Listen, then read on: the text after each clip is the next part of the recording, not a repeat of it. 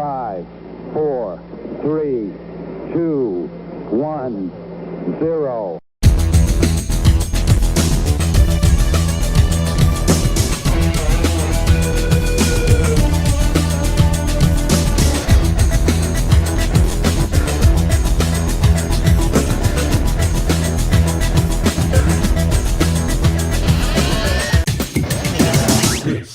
This is the Culture Clash. Liftoff. We have a liftoff. Welcome, everybody, to the latest episode of Culture Clash here on the Fandom Podcast Network. I am your host, Kyle Wagner, otherwise known to many of you longtime Culture Clash listeners as the Walking Tax Zombie this time of year. But you know what? We have a blockbuster show for you today. And the man who knows all about blockbusters is the man who sees everything with many dimensions, and that is Mr. Kevin Reitzel. What? Wait, I thought you said this episode was in 3D. I got my 3D glasses. Dude, check it out. My 3D flip-ups. Thank you to Rick Peralta. But why aren't you in 3D? I thought we were doing this in 3D, dude. You know I got the new 3D TV. Dude, you know I live in a dimension above sight and sound. Dude, I got a new 3D TV, man. Okay. Wait, you can't classify that as new. It is not a new TV, but to me, I have finally acquired a 3D TV. And of course, the first movie I had to put on was Avatar in 3D. And then I had to rock the Dread 3D as well. Check that out. Yeah. Now if so you were to walk we're not in 3D then.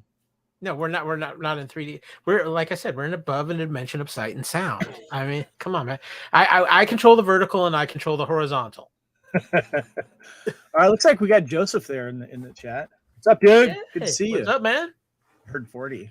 I did, to clarify, I did get a 4K TV as well a month ago, but I've been looking and searching for the right used 3D TV, and I found one. It's a smart TV, LG. But what's really cool about it, Kyle, so the 3D glasses that I got for the TV didn't work. And so I did a little research. Found out that the LG TV that I got, they use the what do they call it? The I guess the Real cinema 3D. version 3D is like Cine 3D or whatever, Real 3D. the or Real whatever it is. D3D, stuff like that. And so Amazon had a 4-pack of those 3D glasses. You just put them right over your own glasses if you have them. And for $20, got 4 of these bad boys. So I'm ready to rock and roll in 3D. So. The scary part is when he watches a 4K TV with the 3D glasses, things get weird. But you know what? We do have a blockbuster show, Kevin, right? So I cannot believe you have not commented on my new t-shirt. Blockbuster, baby. I see what you did there. I like that. Yeah. So we are, of course, continuing MandoWatch 2023 with, of course, the chapter 23. There might be some spies involved. I don't know if Dan Aykroyd or Chevy Chase is in this episode, but I think there's some spies in this episode, Kevin. We will discuss that, definitely. But I did want to do one quick little thing, though, Kyle. Spoiler alert! Wait. We do spoilers around here? I thought we were just here to take in the amazing carpet. Let's give a little shout out to our friends over there at What a Piece of Junk, our weekly Star Wars podcast. We'll be doing a deep dive, of course, on this new episode. But yes, we have a spoiler alert here. And you know, Kyle, I love to do my this week's non-Star Wars TV and movie poster spoilers without content. I'm sorry, you have some good ones up here, but I'm sorry. I'm just highly disappointed that you had an opportunity to put in a Waterworld poster and you didn't do it, because I know how much you love Waterworld. I love Waterworld, but it didn't fit. I didn't think it fit. I thought that I was thinking the ships kind of were similar styles there. Yeah, but it just doesn't quite fit. That's why I went with Damnation Alley, because they're both land-based vehicles going over a very harsh terrain that has been devastated. So that's why I went with Damnation Alley. Kind of, you know, an old school TV movie that's kind of lived in cult fandom. So yeah. Do you have a favorite one of these though? Do you have any other ones? Well, I'm gonna love anything Teenage Mutant Ninja Turtles. The Krang, yes. I was proud of the West Side Story, because it's like the Sharks and the Jets getting together, in this episode. And then I found this movie called The Guard with Brendan Gleeson. And of course, that is a tie to the Praetorian Guards that we see in this episode, but also is a member of the Gleeson family. And one of those makes an appearance in this movie, as well as one that made an appearance in the sequel trilogy. So there you go. Yeah. Yes, it did. Speaking of the sequel trilogy and Star Wars, let's go to. We have a little fandom news, so let's go to part 1 of this episode's fandom news.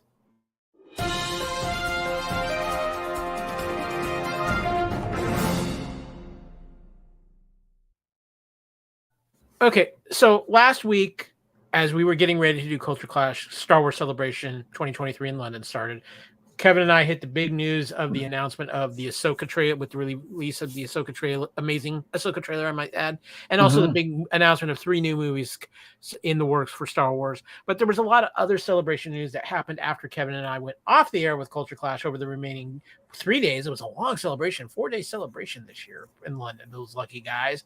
But one of the biggest announcements, Kevin, is something I know you're very excited about because it involves your favorite Star Wars film. Yes, and this goes out to you as well, Mr. Freak. See if it's playing in your area. But yes, Return of the Jedi is returning to theaters for a 1-week run starting the 28th, going through May 4th. So make sure you check it out. Limited run. And I just checked today on Fandango because I'm going to actually be in the LA area with my wife, Erin, because she's going to be coming out. She's coming back just in time for our anniversary, and we're going to be spending in the LA area. And Fandango, which I've been checking, just started updating the theaters that are going to be showcasing this. And even if Fandango doesn't work with your local theater, make sure you start checking those. And I noticed the ones that were all showing scheduled, tickets aren't available to buy yet, but they are showing show times. So yes, my favorite Star Wars movie is Return of the Jedi, and we're going to be showcasing that on What a Piece of Junk. They're going to be doing a special on that as well on the network, and we're also going to be doing a special Couch Potato Theater. And I thought it'd be fun to do that after the re-release of this movie, because I think the last time I saw this was in 2015 with the release of the movie Marathon that led up to the release of Episode 7 of Force Awakens. That was the last time I saw it on the big screen. Yeah, I think that was the last time I saw it on the big screen as well, you know, when I was awake for it, because that was a very long movie marathon. But great poster here. I love this new promotional release here. I would love to get a copy of that. That thing is gorgeous. Yeah, that is a beautiful poster. But Kevin, we had a lot of news coming out of Star Wars Celebration. This is true. Real quick, by the way, Joseph says, will we get old trailers when they show Return of the Jedi? That would be awesome. I wonder what trailers they were showing back in 1983. Probably what we're covering on Time Warp right now, Kyle. Some stuff that's going to be coming out during that summer. So yeah, stay close attention to the network, because we're covering 1983 Time Warp, which is all the movies of 1983, of course, including Return of the Jedi. But Kyle, you just made a comment that I want to kind of go back to, if you don't mind. Yeah. Star Wars Celebration, yes, went 4 days this time in London. It went Friday, Saturday, Sunday, Monday. And that caught me off guard. I thought it was going to be done by Sunday, because most European conventions are 3 days, with the exception of a couple. And when I went to London in 2016, it was 3 days. When I went to Celebration Europe 2, I think it was, in Germany, it was 3 days. So yeah, that caught me off guard. That was cool, though. I'm glad that they extended it for one more day. So yeah, I think they did it just for Dan Hadley. Just Did he end up going? I have no idea. I haven't actually. He's been on so many TARDIS trips lately. It's hard to keep track. Okay. But no, lots of news coming out of Star Wars Celebration. Of course, we had the big news, Kevin. Before we dive into the rest of the news, was there, after some reflection and seeing some things, was there anything you wanted to add about your thoughts about the movies or Ahsoka that we didn't cover on Culture Clash? They had just the announcement. Okay, so they had the Ahsoka trailer, all right, the official one. Yes. A leaked of the extended version they showed there at Celebration leaked, and so you got to see stuff. Yeah, wait. Leaked version with more Thrawn. More Thrawn, more lightsabers, more stuff. Yeah, definitely. So and then we got the announcement of 3 films, and then we got I think it was the Indy 4 trailer or Indy 5 trailer that dropped, if I remember correctly. So so then they were going to start going into the panels and stuff. But I mean, what I saw from the trailer and stuff, it was pretty cool. So. But yeah, we got a bunch of other related announcements of Star Wars, including the Indiana Jones here, Kyle. Yeah. Well, of course, one of the big things always at Star Wars Celebration is the Lucasfilm Studio Showcase panel, and this one had a lot of talk. Everything.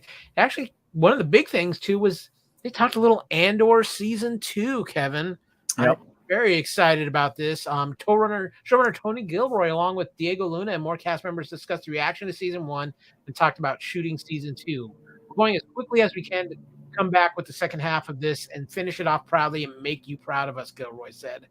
Luna spoke about the importance of London to him and the cast as they live in the city while shooting Andor. The city means a lot to me, he said. I feel like part of the community, but most of all, he was grateful for the support the fans have shown the series. We're really happy to be here because it means we're still doing Andor, and there was always a feeling of what's going to happen if they don't like it, and we're here because you liked it. Apparently, they even got a short teaser, Kevin, which I'm highly jealous of. Yeah, and I heard too that Tony got a huge cheer, which I thought was really cool. And by the way, a friend of mine on Facebook got to meet Andy Serkis and got his autograph, and had him hold a picture of a water floaty. It was pretty funny, yes. So another piece of news that I'm actually very excited about, because it's one of my favorite people to come out of the newest generation of Star Wars. It involves Jonas Suotamo. I'm probably not pronouncing that correctly. It's Jonas. That's yes. Of course, he played Chewbacca in the sequel trilogy, but he's getting his own Wookiee now. He's going to be playing Kilnaka, Wookiee Jedi Master from the Acolyte. Yes, and he has Jedi robes that he wears, and so I thought that was really cool. Real quick, I did want to just mention. Joseph says there's talk of Ahsoka and the orange lightsabers, or orange reddish. I thought that was kind of cool because Filoni addressed that, and that was done on purpose, especially since a lot of the old school print lightsabers are also look kind of orangey. So I thought that was kind of cool. But yes, Jonas here, tall guy, gets to be a Jedi Wookiee. So it takes me back to those early Tales of the Young Jedi or whatever it was that were written by was it Rebecca Moista and what's his name? Guy that did the Darksaber book. I can't remember, but it was the young Jedi kids that were learning about becoming Jedi on Yavin, and Lobaka was the Jedi Padawan, so to speak, the Jedi. So I thought that was cool. Well, Kevin, at this panel, we got a lot of information finally on the Acolyte, maybe the biggest mystery series that's been floating around for a while now. And some things I found interesting. Leslie Headland wanted to tell the story from a perspective of the villains and the High Republic. The prime of the Jedi and a time of peace was the ideal setting. This is when the bad guys are outnumbered, she said. They are the underdogs, and so it seems like the perfect part of the timeline to explore in live action. Headland named her inspirations as samurai and martial arts films with a focus on relationships from master and apprentice to siblings. We went back to a lot of films that inspired George Lucas. Very interesting. It's still kind of a mystery that they're not telling much. And Joseph says, was it Andor said they were going to be like 12 to 18 episodes? Why not make it a movie? They will be 12. It wasn't, the first season was 12 episodes. First season was 12 and the second season is 12. So it's going to be 24 episodes. And the way that they're doing it, like they did in the first season, is they're doing these little 3 to 4 episode arcs that take place during certain times. And then the next episode, 3 or 4 episodes will kind of push forward a little bit more and a little bit more. So when you go back and watch the first season of Andor, you'll notice that's the way they were doing things. So, yeah. We also got a little bit of the origins of the Acolyte. Leslie Headland went on to say, I'm sorry, not the origins of the Acolyte, but fans in attendance got a sneak peek of the Acolyte coming in 2024. It began with younglings in a meditative exercise as Lee Jung-jae's Jedi relays the words of wisdom. Close your eyes. Your eyes can deceive you. We must not trust them, he says. The Force is powerful. It is power we must respect. Mysterious imagery and fast-moving combat filled the clip, including a battle between Carrie-Anne Moss's Jedi character and a blade-wielding assailant, and it ended with several Jedi igniting their lightsabers before an unseen foe. Another huge ovation from the crowd. Carrie-Anne Moss with the lightsaber, that excites me. I'm very intrigued. I'm liking the fact that they're doing it something in the timeline of the High Republic, because let's really be honest here, Kevin. I don't think the High Republic has kind of taken off like they had hoped, and I think this is the problem was they touched it on book form first, and you don't do that. No, you got to do live action, man. You got to get us involved, and I've been hearing reviews about those books, and they're very convoluted with too many characters. You really need to focus in on a few and let them thrive. So hopefully this Acolyte will be that be done in that way. Now, there's a few other things too that I found somewhat interesting. We had probably our three biggest voices in Star Wars creation right now at Star Wars Celebration. We had Jon Favreau, Dave Filoni. I always pronounce his last name wrong, Kevin. I'm going to Rick Famuyiwa. Talking about the building of Star Wars today. Famuyiwa has really stepped up and become a huge part of this family in the last couple of years, hasn't he, Kevin? He has. He's an executive producer as well as the director of the last 2 episodes of this season of The Mandalorian. And yeah, he's I guess he has a passion for the franchise, and they must see something in him that's letting him do this, because obviously he's making these appearances outside of just being a director. Yeah. Another thing I was really happy to see, and I'm just so happy about everything that's come out of this, is they gave a little bit more insight about Ahmed Best's return to Star Wars as Kylo Beck. Yeah, Ahmed Best's return to Star Wars as a Jedi that helped save Grogu, I think, is awesome. And this is, I don't know if these panels have made it to the streaming or still up. I need to go back because I just haven't had time. But I would like to go back and watch a few of these, and this is one I would love to watch. Another thing, too, was they pulled back the curtain on Skeleton Crew a little bit. And, Kevin, I was kind of interested about this show because, again, we don't know a ton about this, and this is going to be a weird feeling for a Star Wars show. Jude Law, obviously, in the lead, but a lot of kids involved in the cast on this. This is Mando-verse era. This is Mando era, post-Return of the Jedi. Yeah. So Kathleen Kennedy said the approach to the series was similar to the tone of the 80s Amblin movies. Skeleton Crew may star kids, but it's not just for kids. Cast members and Ravi Cabo Connors, Kiriana Crater, and Robert Timothy Smith were joined by Jude Law on stage discussing their love of Star Wars and the series. I was like 6 years old when the galaxy gripped me, Law said. I've been in preparation ever since. Of course, episode directors will be series creator John Watts, David Lowery, Jake Shire, and the Daniels, and I believe Bryce Dallas Howard is also lined up to direct an episode of Skeleton Crew. So it's got some heavy directorial power behind it. Yeah. So we got a little bit more talk of Ahsoka, which we talked about. We had the return of Daisy Ridley as well. And of course, Kevin, just for you, and because James Mangold is directing a Star Wars movie now, the final Indiana Jones and the Dial of Destiny trailer is here. Yes, that looks so much fun. You had me at the opening shot of Indy taking a nap on a chair. Yep, there you go. That's high action to Kevin these days. And of course, the announcement that we will not have a Star Wars Celebration in 2024, but it will be back in 2025 in Japan, Kevin. A lot of people a little surprised by this, that we're not going back to a U.S. location. Yeah, that's the weird thing right there, is why is it skipping a U.S. stop and not, I don't mind it going to Japan. It should obviously be going, and I'm happy that it is. I just wish it would come back stateside first before it heads back over to Japan. But and they're also skipping a year, and I'm guessing that's because of D23, because those tend to drop on the even years, if I'm remembering right. I can't remember. Mm-hmm. And they don't want to have 2 conventions in the same year, which makes sense. But I don't know why they did that, but they're doing it. Japan has been a bucket list location for me to visit. I'm considering it, but we'll see. It's going to be a big time and money expense that you really have to plan ahead for that. So, yeah. Oh, we got a couple of years, so it's going to be interesting how that plays. But it's time to switch gears a little bit and get into the main topic of this week's Culture Clash.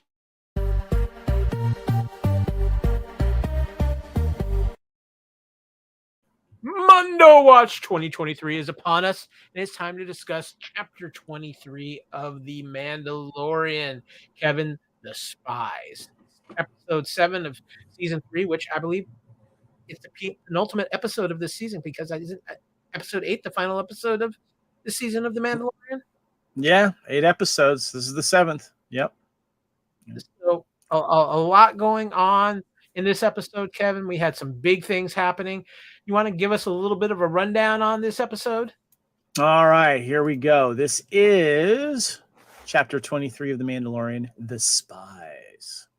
Moff Gideon is informed by Elia Kane of the Mandalorians' intent to retake their planet. Gideon relays this information to the Shadow Council, a group of Imperial remnant warlords. He requests reinforcements from them and questions Captain Pelion on the absence of Grand Admiral Thrawn, suggesting that the council should choose a new leader.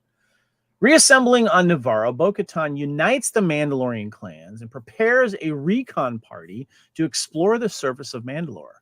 Prior to leaving, Greef Karga presents Din Djarin with IG-12, a rebuilt version of IG-11, which is able to be controlled by Grogu.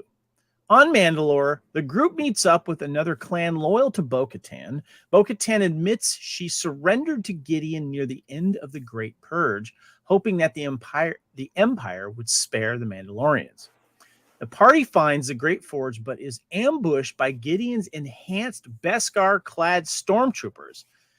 Din is captured by Gideon, who reveals his intent to create a new army of dark troopers. He attempts to kill the remaining Mandalorians, but Bo-Katan uses the Darksaber to make an escape for the group, with Paz Vizsla staying behind to buy time. Vizsla fights off the stormtroopers, but is killed by Gideon's Praetorian guards.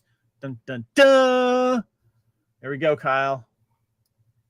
Big episode. In my opinion, I think it's been the best episode of The Mandalorian so far this season. So many cool things happen in this episode. Some things too, Kevin, that I would say maybe we were expecting bigger ideas behind, but we still get a lot of things revealed, including what happened with how Moff Gideon got the Darksaber, things along those nature. What were your instant reactions to this episode? My instant reactions were good. I really enjoyed staying up late for this one. I liked how all of the pieces are slowly coming together. And I was really curious about how I guess the thing that I found most entertaining was the two different Mandalorian clans coming together finally. Having a little rough time doing it, of course, fighting over chess, as we do, or, back in my day, if you want to start a fight, play a game of Pictionary. But so that was interesting to see that, and Grogu getting another way around besides using his little Paran or whatever they call it, but also being introduced to other Mandalorians that were on Mandalore, and then finding out. And I kind of suspected this. It was something that came up about not necessarily having a secret base there, but the Empire sending misinformation out that no one can live or it's uninhabitable there on Mandalore, so they can do these secret things. Getting the shout out to Gilad Palian was great, and having this Shadow Council, which doesn't surprise me, but it was great seeing it. I really enjoyed it, and it was nice to see Moff Gideon back, being Moff Gideon, being the bad guy, and looking pretty badass in his new outfit. What about you? What was your first impression? I thoroughly enjoyed this. Like I said, this is easily my favorite episode of the season.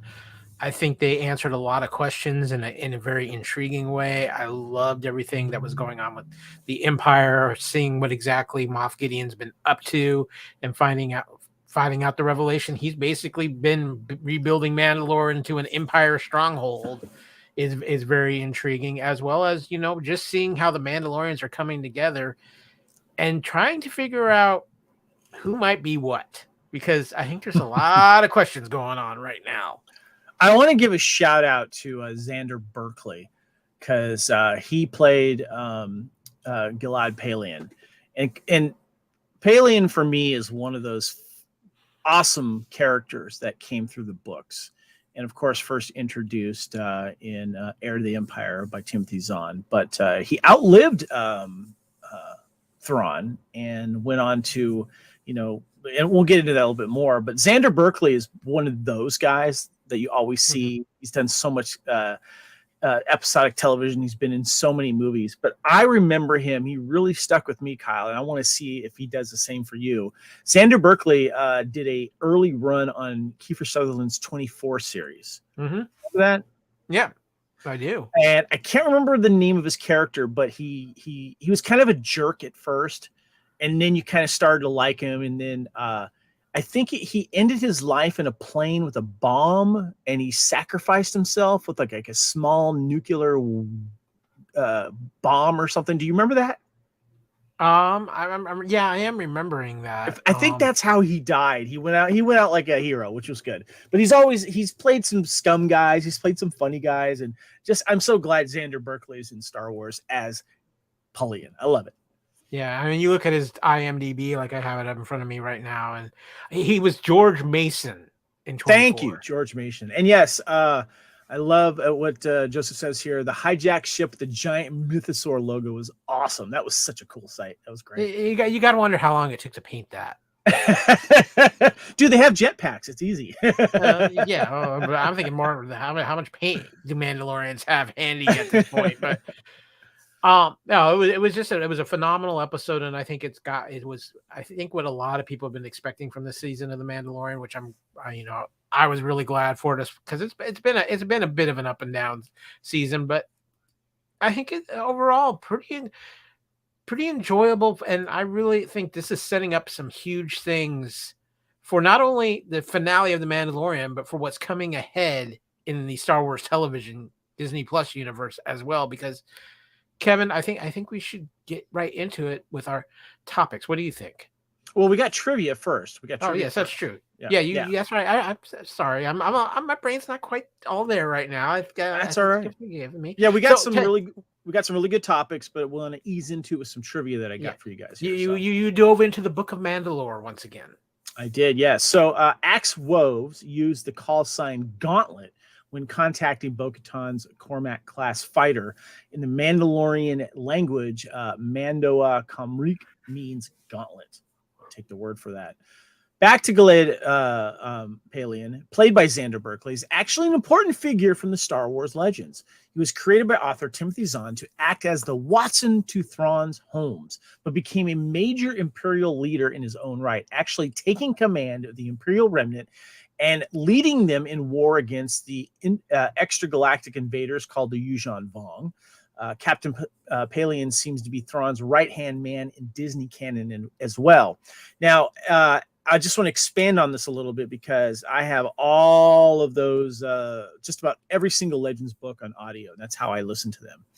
And he even went on to work with Commander, Admiral Dalla, who took over the Empire as well in Legends, and then made peace with the New Republic to fight against the Yuuzhan Vong. And then, I think he was like 90 years old, that his characters. I don't remember if his character died. I have to go back and check on that one, but legendary character. Glad that he's back. I only have one thing to say about that. Yes.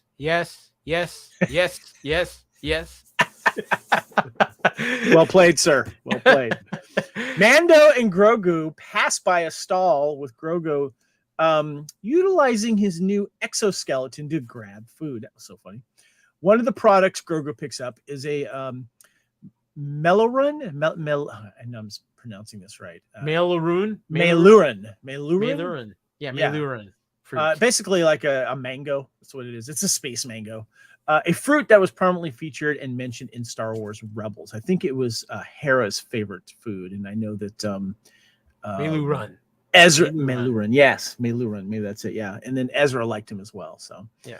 Bo-Katan mentions that Mandalore has always been too powerful for any one enemy defeat, and that it was only ever the division of the Mandalorians that destroys them time and time again.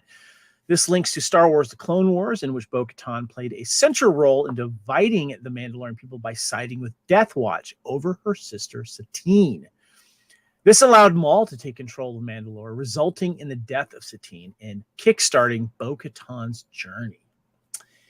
And just recently, as we were talking about, Lucasfilm confirmed the return of long missing Imperial leader Grand Admiral Thrawn as Star Wars Celebration 2023, played by Lars Mikkelsen. And The Mandalorian Season 3, Episode 7 explicitly sets up his intimate run. One of the attendees of the Imperial meeting is identified as Captain Pelion, who insists Grand Admiral Thrawn's return is at hand. Thrawn is mentioned as the one to restore the Empire's military might, which will allow Commandant Hux to work on Project Necromancer. This is foreshadowing Thrawn's appearance in Ahsoka and other Mandalorian-verse shows. All right. And we got when the Praetorian Guards come to confront Paz Vizsla and are shown wearing outfits in a cross between the Imperial and First Order Praetorian Guards. The weapons the guards wield, though, are reminiscent of those from the throne room scene of Star Wars: The Last Jedi, while different in that the Mandalorian's weapons glow purple rather than The Last Jedi's red. The weapons are extremely similar in design and utilization. Those are some badass weapons, Kyle. Yes, they are. I will say this: that throne fight sequence with them in the Star Wars trilogy is one of actually the best fight scenes in Star Wars, and is absolutely gorgeous. I'll reference that here. Due to Gideon's plans, the feud with the Mandalorians, he requested these three. Keep saying it wrong. Praetorian Guards. Yeah, Praetorian, yes. Sorry. Got to get that in the head. Praetorian Guards as protection. Praetorian Guards have been featured in both the Star Wars original trilogy and sequel trilogies, protecting the Emperor and Supreme Leader Snoke, respectively. Gideon's request for 3 guards proves that he expects retaliation for his plans and needs elite guards to protect them. So I'm guessing that the Emperor's guards, the royal guards, are the earlier versions of it. But since the Emperor's not around anymore, they got to call him something else. So you get the Praetorian Guards. So yeah, they're all in red. I think they got some upgrades. Too.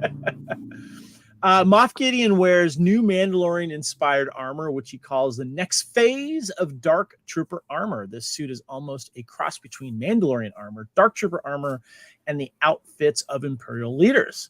The helmet is interesting as it is harkened back to Darth Maul, and the last time an outsider attempted to gain control of Mandalore. Interesting. So, Kevin, I want to stop at this point real quick because this is really an interesting thing that we've been seeing with Moff Gideon since his creation of his character.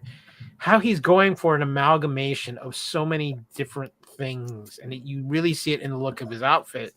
But he even talks about it in the episode: the best parts of the Jedi, the best parts of the Mandalorian, the best parts of the Rebellion, the Empire, the New Republic. He's got pretty grand schemes going on here. Yeah, he's actually kind of taking a cue from Thrawn. In the way that he learns the cultures of his enemy, or in his case, the people that he wants to conquer, to use against them. And he's using it quite well. So, yeah. The armor explains that the children were hidden on the moon of Concordia during the Great Purge, leading Charles Parnell's character to ask if they are Death Watch. The armor replies that Death Watch exists no longer, and the group shattered into multiple warring factions after the Night of 1,000 Tears. The Night of 1,000 Tears, the destruction of Mandalore by the Empire, was something of a mystery. In this episode, Bo-Katan finally reveals what happened. She explains she surrendered to Moff Gideon to save Mandalore, but was betrayed, with Gideon taking the Darksaber and destroying the planet anyway. I want to touch on this real quick, Kyle, because this is important information that we've kind of wondered what happened exactly. And if you think about the earlier part of this season, and this season hasn't been everyone's favorite, let's be honest here. But I keep going back to those early scenes where Bo is kind of lamenting alone. Now we know why. Not only is she one of the reasons why her sister's dead, because she went against her sister, but she's also at the center of this Night of 1,000 Tears, or what is to become of that. And, giving up the Darksaber and hoping that, that they wouldn't be killed. And of course that didn't happen. She's got a heavy burden, dude. Yeah. Oh, most definitely. And it's shown in this episode and a couple of fantastic scenes, which we'll get to in a little bit. But yeah, there's definitely some weight on her shoulders, without a doubt, even when you don't include what we found out in this episode. So, as you would call it, the Waterworld era, Bo-Katan and Din's scouting party encounters Mandalorians who have been surviving on the planet's surface. The main two characters introduced are played by Charles Parnell and Charles Baker. Parnell is best known for his roles in All My Children, The Last Ship, and Top Gun Maverick. Do you remember him in Maverick? He's the one that says, "They're called orders, Maverick." Love him. And Baker's most prominent role was that of Skinny Pete in Breaking Bad and El Camino. I love Skinny Pete. Cracked me up. The survivors join Bo-Katan's group and offer to take them to Mandalore's Great Forge. I love it when Charles Parnell's character goes, on forward, or whatever he says, Mandos. Such a captain. So, and Gideon's Imperial Remnant is based in the Great Forge of Mandalore, and his stormtroopers, whose armor is of the Mandalorian Super Commandos, have been outfitted with Beskar. Even worse, when the Mandalorians pursue these new stormtroopers, they discover a full Imperial base. This must be the source of the TIE interceptors and TIE bombers encountered in Episode 3. These are the ones that bombed Bo's house. Yeah, that's why Bo don't have a crib.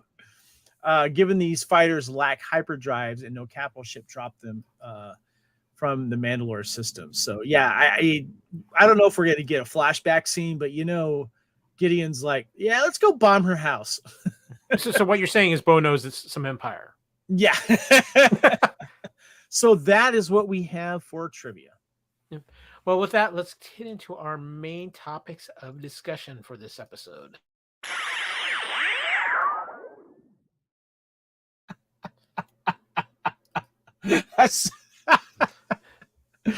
Joseph, you're making me laugh, man. I think Paz Vizsla stayed to fight because he knew he couldn't fit in the hole that was made to escape. You got a good point there. So, Kevin, let's get into topic number 1 of this episode. Spies, everywhere there's spies. Who are the spies? Hey, they're spies like us. Hey, Dan Aykroyd is known to pop up at any place, anytime. That's all I'm going to say. So I have some related trivia to start us off, if you don't mind. Yeah, absolutely. This episode opens up on Coruscant with Kane, Elia Kane, meeting with an Imperial probe droid. That was so cool, by the way. Yes, love it seeing was. the probe droid. Probe droid was creepy as hell in this episode, too. Yeah, love it. Introduced in The Empire Strikes Back as reconnaissance units, the Star Wars Rebels revealed that the Imperial probe droids were useful for espionage. So this is a logical continuation of that. In this case, the probe droid allows Kane to communicate with her handler, Moff Gideon. My only question, Kyle, is do you think the New Republic or Coruscant police or whatever, don't you think that if they saw a probe droid floating around, they'd go, let's check that out, or no? I'm thinking more like the New Republic police are probably more like Barney Fife. I guess. So, Kyle, obviously we know the main spy here. It's Elia Kane. It's right there in front of us. She's spying on Gideon, but we get that confirmed for sure in this episode. Yeah, she's been up to no good since the get-go on this, but I mean, this is just, we get the confirmation here. Obviously, she's just having fun manipulating the idiots of the New Republic regimes, because, yeah, I'm not impressed by the New Republic. If the Empire takes back over, the New Republic has no way to blame it themselves. Let's just say that. But Kevin, we had a little conversation as we were prepping for Culture Clash, and you had an interesting theory that you threw out of who might be a spy. Oh, this isn't my theory. A lot of people are talking about this. But what's really funny, and I got to mention this, is when I stayed up late to watch this when it first premiered here on the West Coast at midnight. When you scroll down on the episode list and you go down season 3, you see all the screen captures of, one image from the episode. And this image that I have up here, the 2 pictures of the armor, the one on the right there, right bottom, that's the one that is shown. And an episode is called The Spies.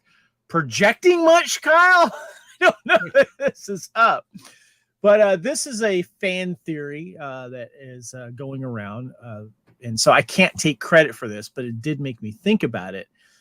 That the armor, possibly a spy, she volunteers to take the wounded up to the ship. Do we hear her voice? Is she making a deal with Gideon? Or is there another Mandalorian that's a spy? Is it these guys that are doing the sail barge across the glass plains, the green glass plains?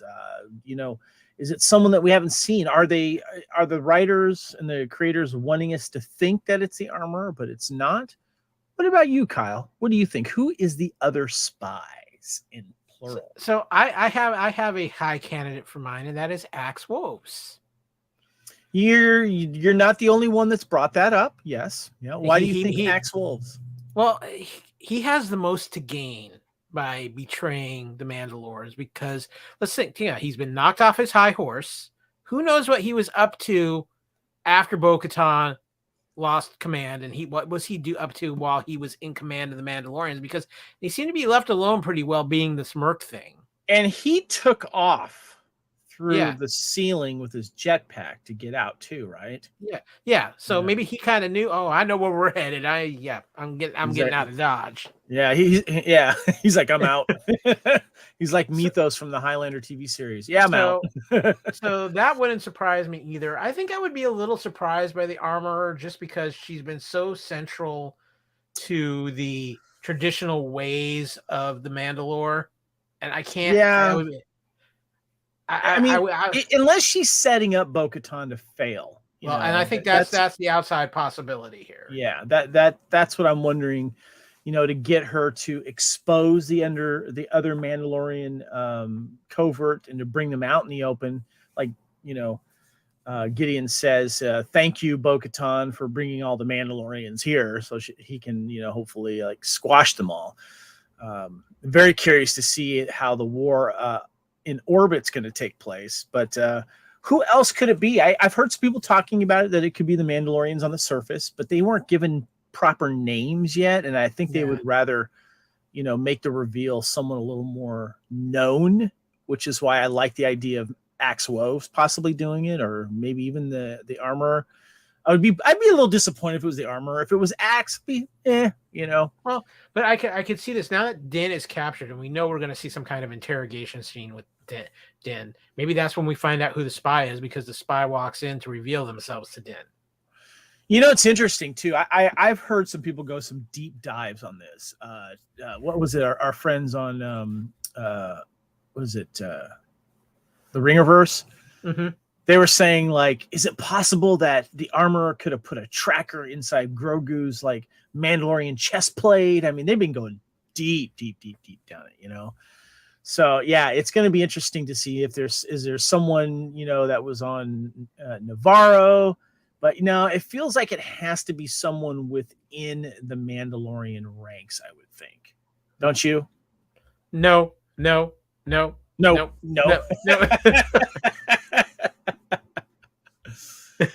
So speaking of the bad guy, we always like to say no to the bad guys, but the bad guys were pretty cool in this episode.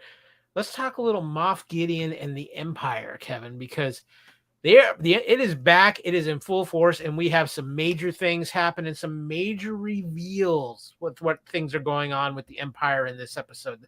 We see the Shadow Council. We have our first official in-show name drop of Thrawn.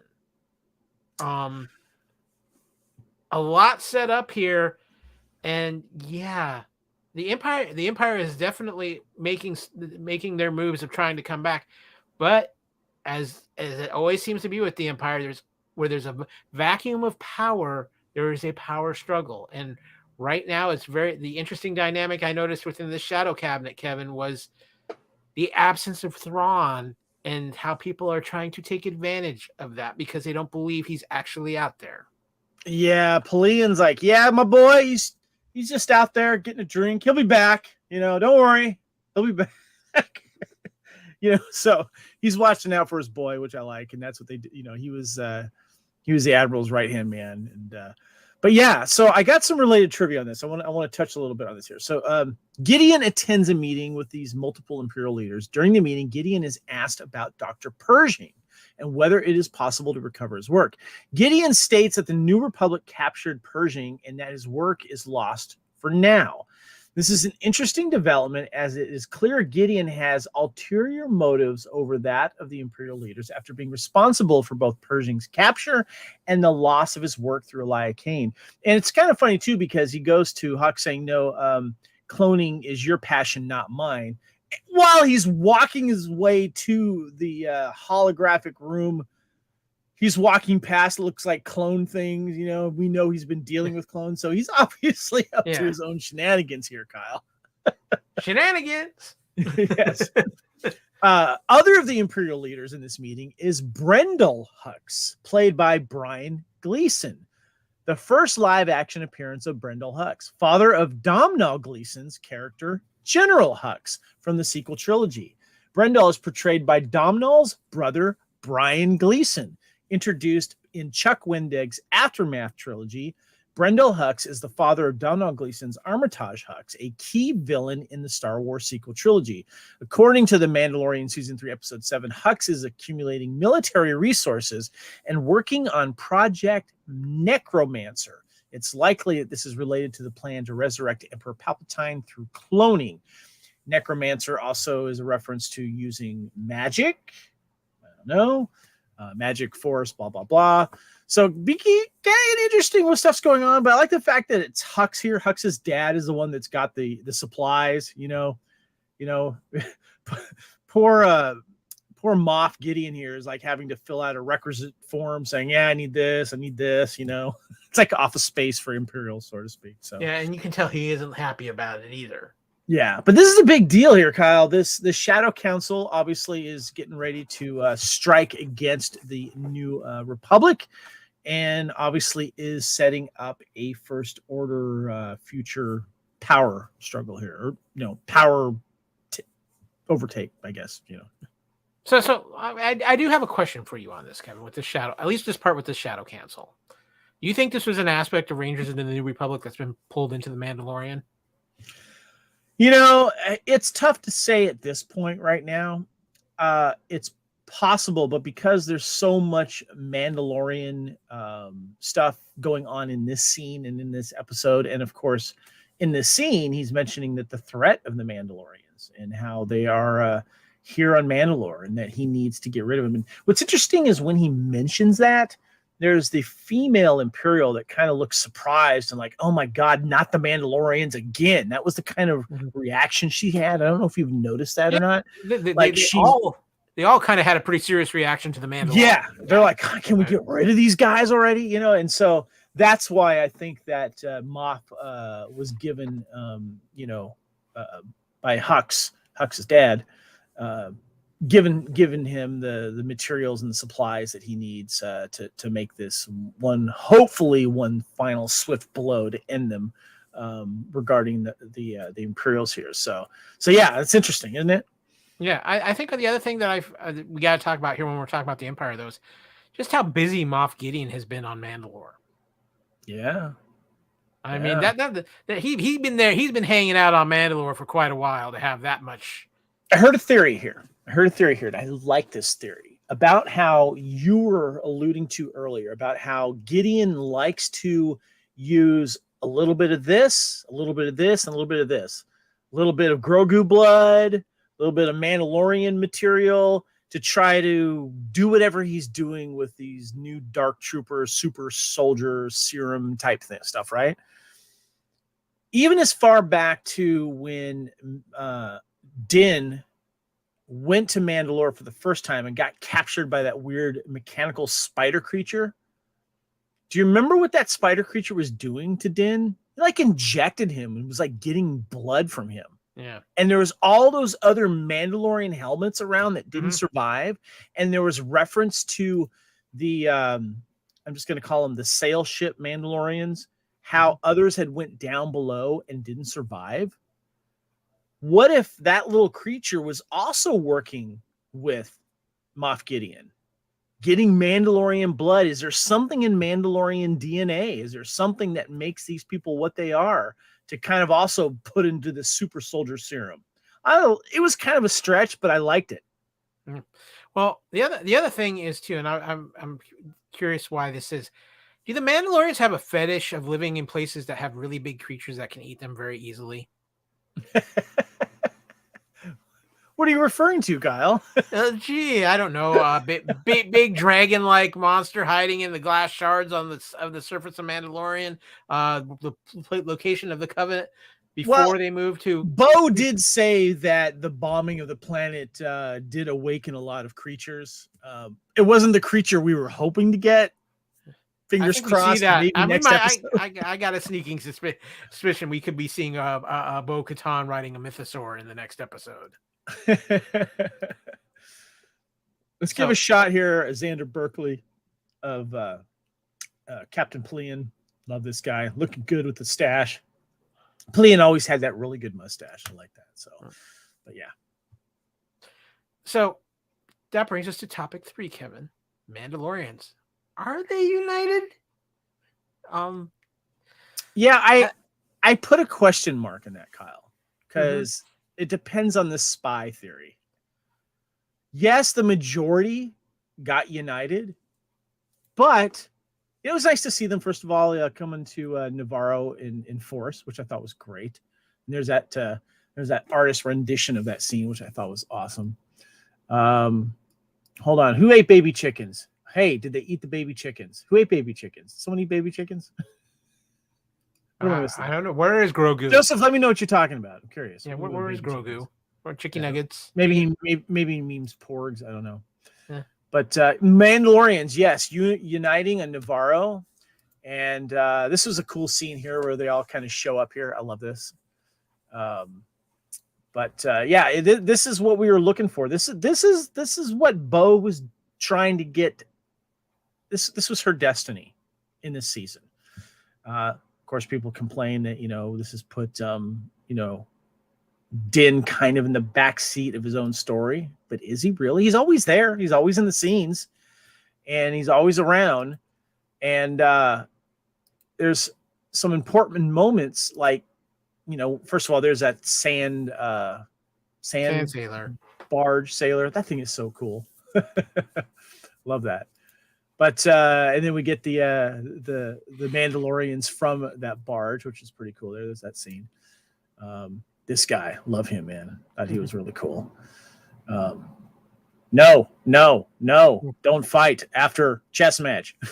They're called orders, Grogu. They're called orders.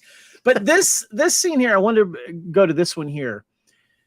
After she confesses at the dinner scene, basically to both factions of the Mandalorians, including the new one, the guys on the sand vehicle, she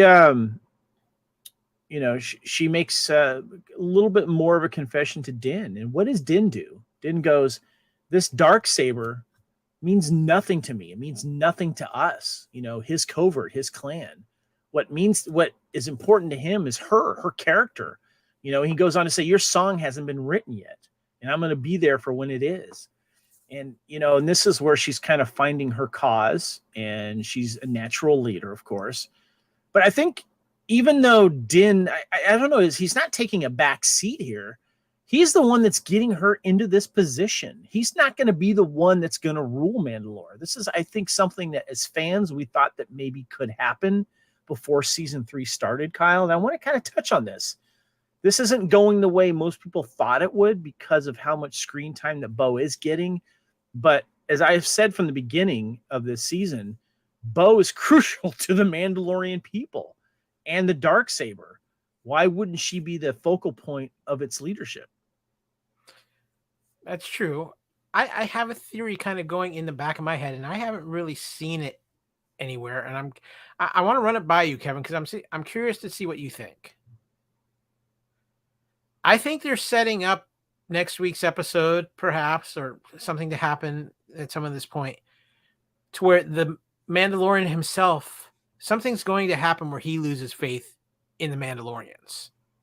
Whether the armor is the spy and that affects him, something happens with Bo-Katan. Well, he's captured right now. We'll get into that in a second. Well, right, yeah. He's captured right now, but something in there during his time being captured, he finds out some information or something like that, to where they're setting it up to where the Mando becomes, maybe he goes and becomes the marshal on Grief Karga's planet, or goes off on his own to do his own thing, which sets up the future seasons of the Mandalorian being back kind of on his own, which what a lot of people want. But I just feel like there's going to be a shift that's going to cause a change in Din's character before it's all said and done. Either something happening with Bo, or something happening possibly with the armor and the other Covenant in this. Yeah, I like that. I like that point. If it is the armor, that would really shake his loyalty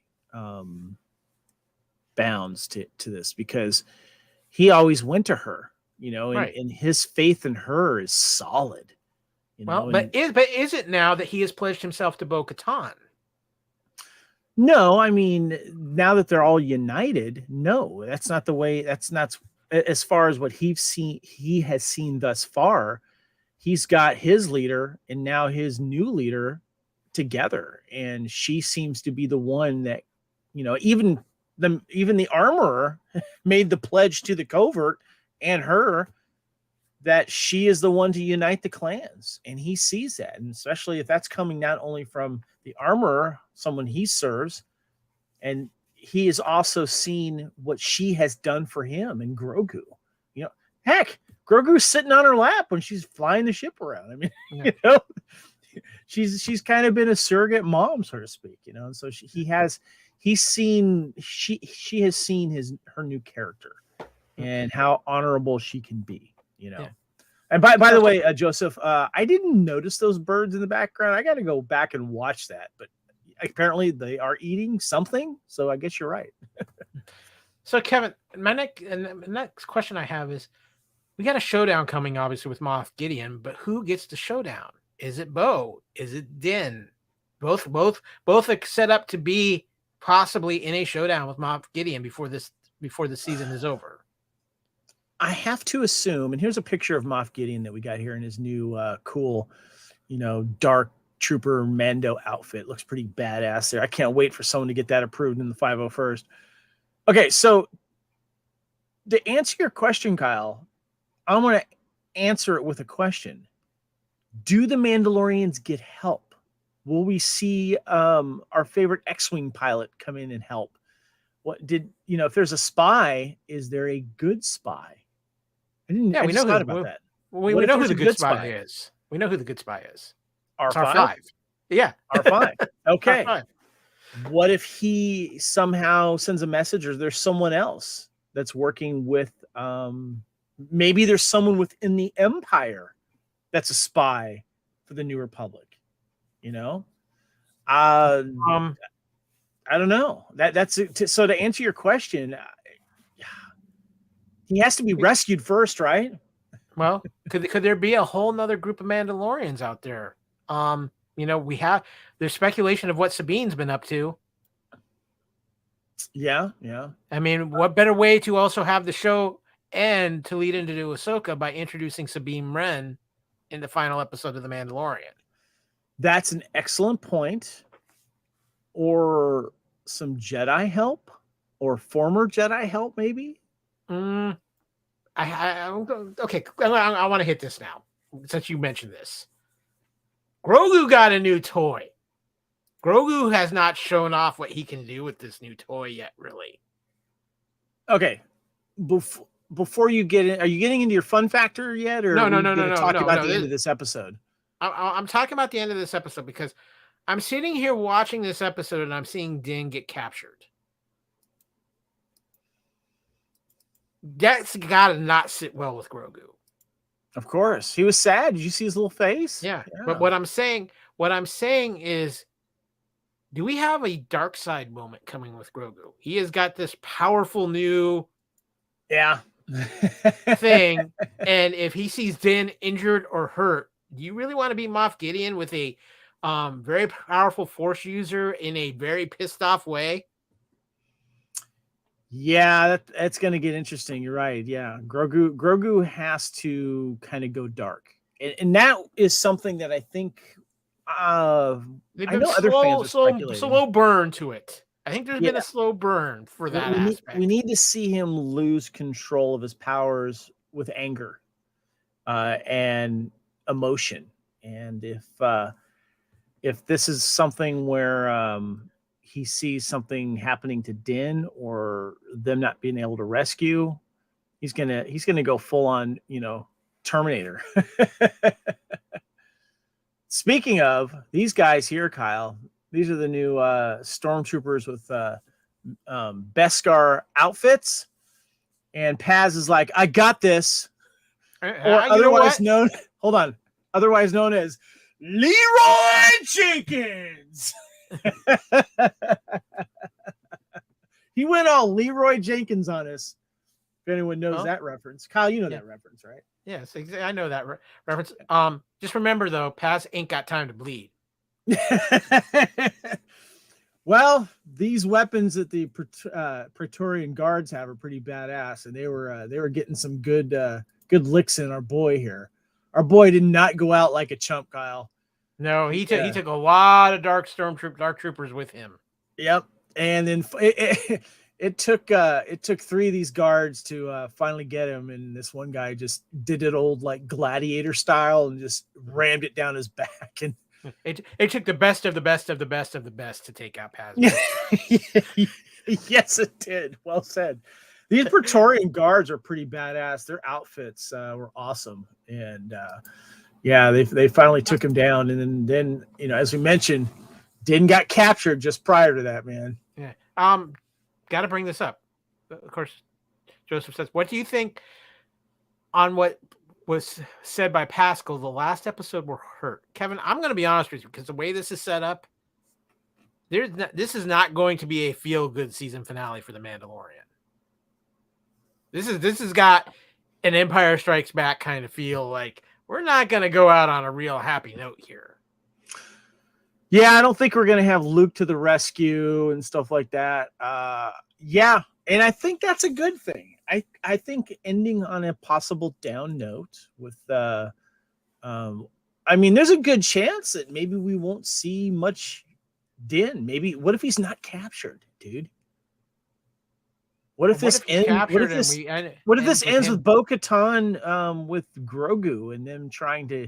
Well, first of all, they got to survive this aerial battle that we're probably going to be seeing. We got to see what's happening there. Yeah, that's a good question. Yeah, I think this. I'm going to say it. This upcoming episode of The Mandalorian might be the most important episode of The Mandalorian to this point. How so?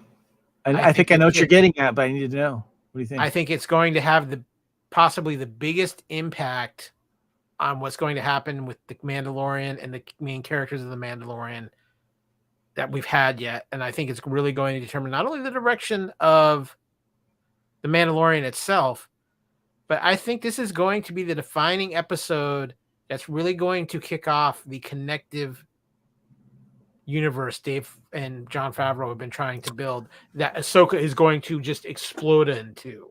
So it's been widely speculated, Kyle, to jump on what you just said, that we have to get a reveal, hopefully, of Grand Admiral Thrawn in the next episode. But we would like some other connective tissue to Ahsoka as well. Here, right there. Put that up again, Kyle. Does Fett show up since he owes Din one? No. That would be cool. I don't think Fett shows up. Go ahead, Kyle. I think you're more on point. Din stays captured. Book of Boba Fett season 2. That hasn't been greenlit. I don't think that's happening. They've been hinting at it pretty strongly, but we're gonna get Ahsoka first, so I don't see why he can't do a guest shot. But I like the idea of him coming back with Ahsoka, and then saying, "Let's go get our boy," or something like that. But Well, yeah. could you see Bo-Katan delivering Grogu to either Ahsoka or Boba Fett? Or if they escape getting help, sure. Yeah, that's what I'm saying. I don't know what resources Boba Fett has outside of a Rancor and his Slave One ship. I mean, he was fighting to keep what. I mean, we don't want the moped guy showing up trying to fight, right? So I don't know. I don't know what type of power Fett has now on Tatooine, what type of pull he has. But it would be nice if Fett did make an appearance in trying to tie this group together, because it would be nice to see Fett and Ahsoka together in a scene, right? And then boom, we go right into Ahsoka. I don't know. Not only that, let's not forget that there's like Mr. Cobb Vanth that's hanging out with Boba Fett. Yeah, there you go. There you go. But that's a good question there, Joseph. Does he get on the Mythosaur? Will we see the Mythosaur in this one? Will there be a big fight on Mandalore and someone gets on the Mythosaur? If anybody gets on the Mythosaur, it's going to be Bo. That's just my feeling. Yeah, unless there's an escape and Din. To me, it feels like it should be Bo, though. I think you're right, Kyle. And even though we wished earlier on it was Din, I think it's less likely. I think the only way they do it is if Din escapes and gets on the Mythosaur. It really goes back to something that, Kevin, you kind of downplayed this season. But again, it kind of brings back this, what is this almost, if they see Din on the Mythosaur, like when Din had the Blacksaber, continuing that Din's trying to be loyal to Bo-Katan, but here he is doing things and having things that are important to the Mandalorian culture. And it's like, what's going on here? So I think there's a lot of interesting, intriguing directions they can go in. I really wish I knew what the runtime of episode 8 was going to be. Yeah, it'll probably get teased sooner to the date, but I feel like, here's episode 8. It's 20 minutes. Yeah, I hate the since it's the last one, it's you're gonna get a lot of like crap post people saying, it's the last episode, it's gonna be like an hour and a half or an hour and 15 minutes. It's gonna be under an hour. It has to be. I'm guessing about 45 minutes is my guess. Yeah. So it's going to be interesting to see the setup. I mean, what do you want to see? Do you want to see a Thrawn appearance? Do you want to see an Ahsoka appearance? What do you want to see? I would love to. I want to see Grogu go lay the smackdown with the IG-12. You did not bring this in just for him to go yes, yes, yes, no, no, no. Right. So there's some smackdown coming with IG-12. I want to see something major with Bo-Katan. I really think they need to play up something major happening with Bo-Katan. I want to find out who the spy is. She best use that Darksaber like big time, go up against some Praetorian guards, guards or something. That'd be awesome. And I do not see how this doesn't end on a non-cliffhanger note. There's going to be a cliffhanger, and it's not going to be a feel-good thing. I would be fine of that scenario. Cliffhanger. I like it. Yeah. I like it. So, but Joseph says, can we do a live Zoom meeting to watch the last episode at this time to get everyone's live reaction? I think we discussed that. Just timing's kind of an issue. I don't know that we'll probably just stick to the MandoWatch on Friday. I don't know. We'll see. We might maybe use Zoom. Zoom is a lot easier. All you need is just a link to our hosted thing. So. But I know, Kyle, you still got taxes going on. Wednesdays are kind of tough for me. That'd be nice, though. We'll see. Yeah, it's also a matter of how much it's going to break the internet. This is true. What do I want? I want to see the Mythosaur, man. You can't just tease it like that and not do something with it, And maybe it won't be tamed. Maybe no one will be writing it yet. But Kyle, there is someone that can use a certain skill to tame a certain beast. Mm-hmm. Maybe Grogu rides it. Maybe Grogu at least tames it with, remember what Grogu did with the Rancor? Come on, dude. Yeah. Grogu on the Mythosaur would break the internet. Yeah.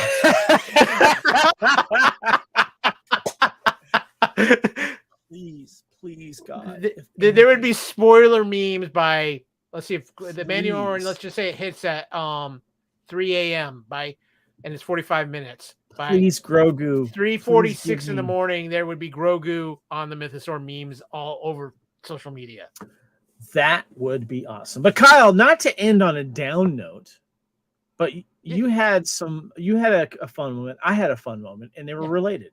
Yes, they are related because come on, what is more fun than Grogu controlling a droid of death?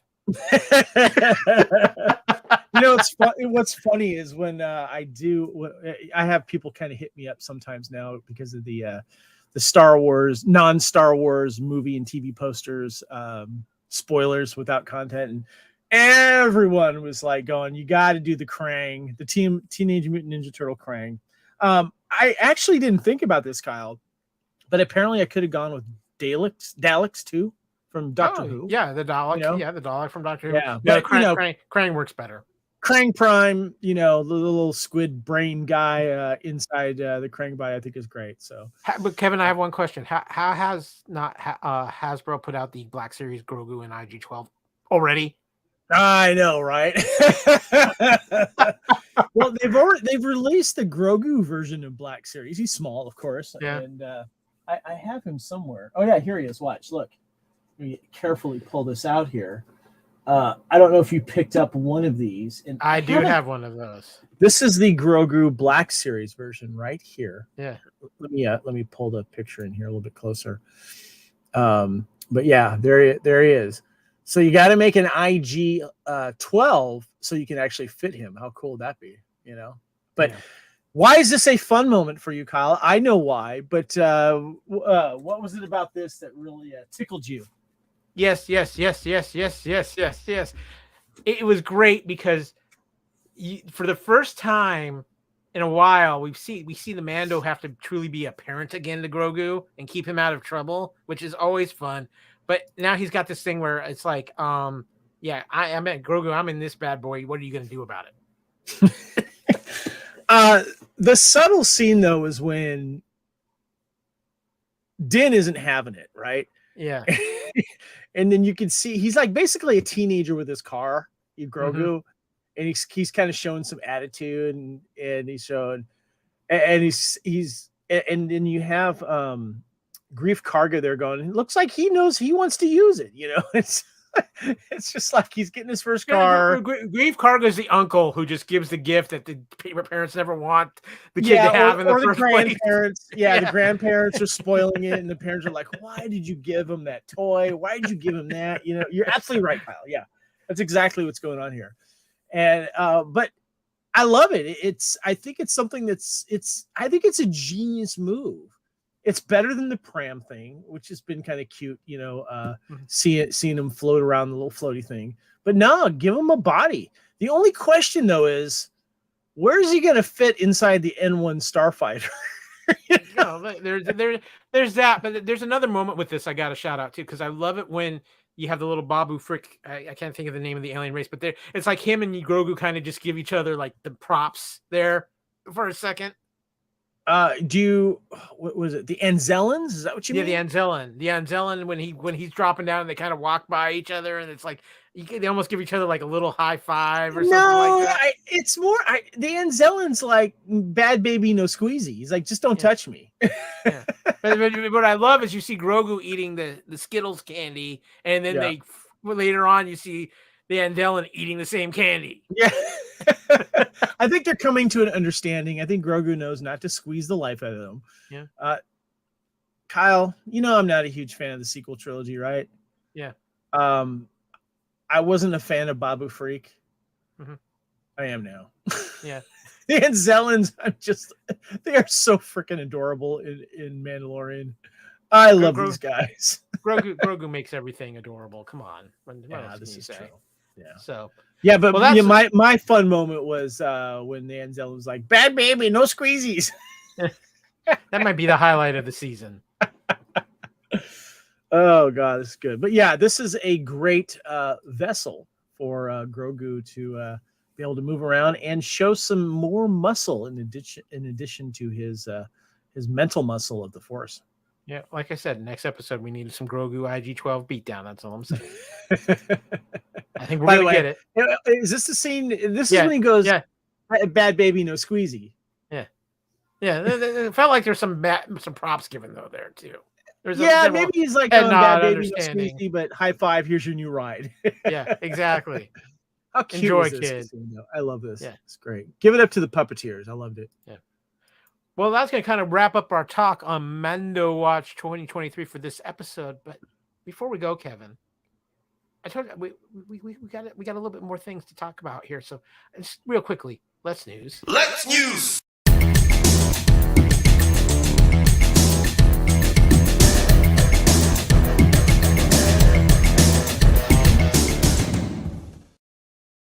You know what we haven't talked about in a while, Kevin? And it's been nice to kind of have a break. We haven't done a True Believers in a good while here on the Fandom Podcast Network because there hasn't been a lot of really big Marvel stuff.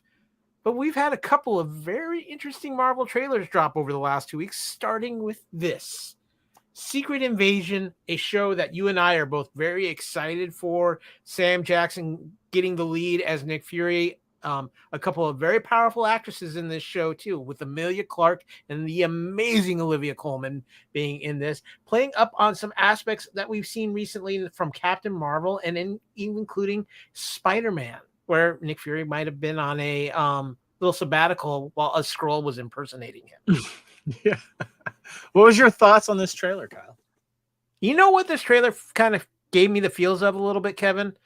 I got some Winter Soldier type vibes from this, even though we're dealing with some science fiction and stuff like that. Espionage type stuff. Yeah, the espionage, the spy aspects of Winter Soldier, Nick Fury getting down and serious again. I really like this trailer. I love the cast in this. I'm really excited for Secret Invasion. It's going to be a 6-episode series on Disney Plus. Yeah, when I watched this trailer for the first time, and then I just watched it, as you know, before we started recording tonight, I got a full-on cinematic movie vibe from this. It didn't feel like was it 6-episode TV series? Yeah, 6 episode. Yeah, man, this thing, this is the kind of Marvel that I really kind of dive into, and Sam Jackson back possibly as his last ride as a character. I don't know if that's been confirmed or not, but because his character is supposed to have been dead. But I think this is great. And, what I liked about the Winter Soldier was the burn that Samuel Jackson's Nick Fury got in that film, especially when he's evading the attack in his car. Great scene. One of my favorite scenes in that movie. And I hope that this Secret Invasion with Skrulls and what have you, Ben Mendelsohn is back, of course. Man, this looks really good. I'm excited, dude. Yeah. Now, supposedly the rumor is that events of this will lead into both the new Captain America film and the Armor Wars movie getting converted from a series to a movie. Because I do know that Don Cheadle as James Rhodes is in Secret Invasion as well. So, good to hear. Good to hear. Yeah. So, very interesting there. But we got another trailer just a couple of days ago, Kevin, for a movie that has been pushed back from its July release date to November. But we got our first look at the Marvels, and I gotta say, Kevin, this looks just fun. I got to shout out our friend David Senden. I think he hit the nail on the head. The MCU version of Freaky Friday. Yes. We got teased of this, of course, at the end of Miss Marvel TV series, and we were curious how they were going to bring all the Marvel ladies together. And this trailer just really exude fun and them kind of experiencing each other's culture as well in the trailer. But the big question I had, Kyle, and I presented it to you, was who's the big bad in this? Who's the villain? We don't know, right? So I've heard some theories on the net, and they've mentioned some of the Kree are going to be involved again. Of course, the Kree were kind of the big villain in Captain Marvel. With their powers being screwed up and how they change to different locations is very reminiscent of something they did with the original Captain Marvel, where he had a Kree thing called the Negabands. and he was connected with the Nega bands to a human who is very well known within the Marvel comic universe by the name of Rick Jones. He's think of him as kind of like the ultimate sidekick. He was the Hulk sidekick for a very long time. He's been a partner with Captain America. Was a founding member of the Avengers in a roundabout way. But he would literally clap the bands together, and he would change places in another dimension where the original Captain Marvel was. Will this tie into Miss Marvel's bands that she got? Maybe. I'm wondering if that's going to be the case, because she only has the one bangle. Right. So I'm wondering if the other one, if these aren't the Nega bands, and the other one is in possession of whoever's the villain of this, and they're using it to manipulate the powers. But one of the things, Kevin, that I really liked about this trailer, not only is the fun factor, which I really think having these three together will help Brie kind of fix the problems a lot of people have had with Brie Larson's Captain Marvel, is that she's going to have some powerful, fun personalities to play off of. She has obviously the young actress who plays Kamala Khan, who just lights up a room.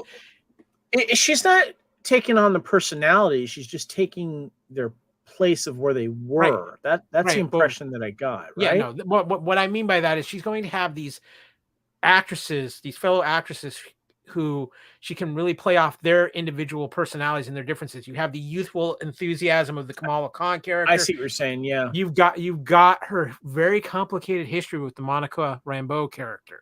And I think that's going to be very interesting to play it off. Not only that, Kevin, I've got to throw this out. Sam Jackson is in this movie as Nick Fury. And guess what? Him being in this movie now gives him the lead once again of most appearances in Marvel product. So Robert Downey Jr., you've got to start planning your comeback. Interesting. Yeah, that's great. I am extremely happy. I was looking at my collection up here, and I've got my Fawn's lunchbox up here. I've got the Tesseract over here. I've got my action figure of Captain Marvel with Goose the cat, a.k.a. Flurkin. And we get a quick little scene with a bunch of cats. Are they real cats or are they Flurkin cats? I'm curious. I don't know, but FPNet mascots Tummy and Stripesy were very glued to those moments on the trailer. The cats were like, "Yes, more cats on TV. Yes, please." It makes me wonder about what my cats really are. The Flurkin's back. I love this. No, it looks like a really, really fun ride, and I like it when Marvel lightens up a little bit. That's one of the reasons why I really like Shang-Chi. Shang-Chi was just fun. So I before we get off of this topic completely and close out the show, I do want to ask you one question, since we haven't done a True Believers in a while, because there has been a very big shakeup in the time frame of Marvel Universe projects over the last few months, where it seems like they're spreading them out a little more. We're not getting as many as we were.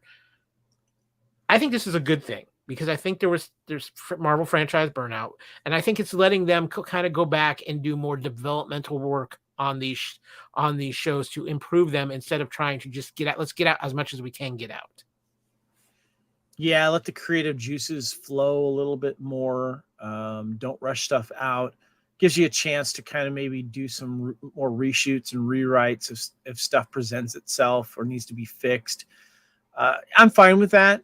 I don't mind missing something for a little bit. And then when the next property starts to roll out, you're not still trying to remember, or you're not just coming off something Disney Plus and then a movie comes out or at the same time or what have you. I like that. I like missing something for a while. I agree with you. I kind of like having this feeling when we had Ant-Man and the Wasp: Quantumania early February. We don't have anything now until Guardians beginning of May. Then it's another almost 6 to 7 weeks before Invasion comes out. There are rumors that Loki season 2 will drop at some point later this summer, and that we still might get the Echo series before the end of the year. And of course we have the Marvels as well. But yeah, I like the fact that we're just kind of getting a slowdown, and it doesn't feel like we have a Marvel show every week. And I want to see the same thing for Star Trek. I think this is a good idea let's slow it down a little bit. We don't need to be hit with something every week. Yeah. As much as I love my fandom, I like to be able to diversify it a little bit too. And this is giving us the chance to do that. But Another fun episode of The Mandalorian. Next week's going to be a busy week, Kevin, because not only do we have the season finale of The Mandalorian, but of course, too, if you've been following the other huge show that has taken over fandom this past year, which is Star Trek Picard, if you've been following on Union Federation, the season finale of Star Trek Picard is next week, Kevin. And I know it was a little emotional for a lot of Star Trek fans this week. Oh, my God. I cried in a good way. It was awesome. I'm loving this season. It is perfection. Love it, love it, love it. Well, and just be sure to check out our Union Federation show as we do our deep dives with our amazing crew on that show for all that's going on in Star Trek Picard. But of course, this is the Fandom Podcast Network. This is Culture Clash Live on the Fandom Podcast Network. And there's some great ways out there to find us and support us.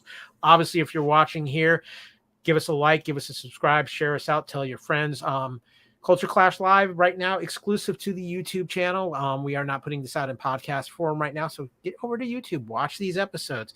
Might be the way of the future for Culture Clash. We'll see how that plays out. But if you want your MandoWatch, you better be right here on the Fandom Podcast Network YouTube channel. Again, like, subscribe, and share. Of course, too, you can listen to all of our wonderful audio podcasts on any of your major podcast catchers, but it all starts on our master feed at fpnet.podbean.com. Of course, we're also on iTunes, iHeartRadio, Spotify, and so many other great podcast catchers out there. Of course, visit our Facebook page, the Fandom Podcast Network. You can email us at fandompodcastnetwork@gmail.com. You can find us on Instagram at Fandom Podcast Network or on Twitter at FanPod Network. You can find me on Twitter at AKyleW or on Instagram at AKyleFandom. Though, however, you probably won't find me there for a little bit because I will be in an after-season tax coma for a few days. But, Kevin, where can people find you on social media? At Bad Baby No Squeezies. No. You could find me enjoying my new 3D TV or on Twitter and Instagram. Whoa, stop that, Kyle. Settle down. Hold on. Don't mess with me there.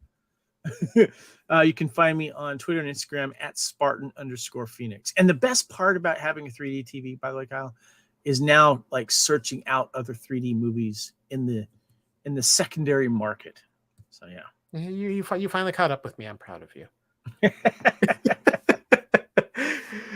It's been a great time with this Culture Clash Live Talk of Mandalorian. I think next week we are going to have an episode that is going to break the internet. And will they be mythosaurs? Will there be IG-12s? Will Kevin be in 60? That's the ultimate question.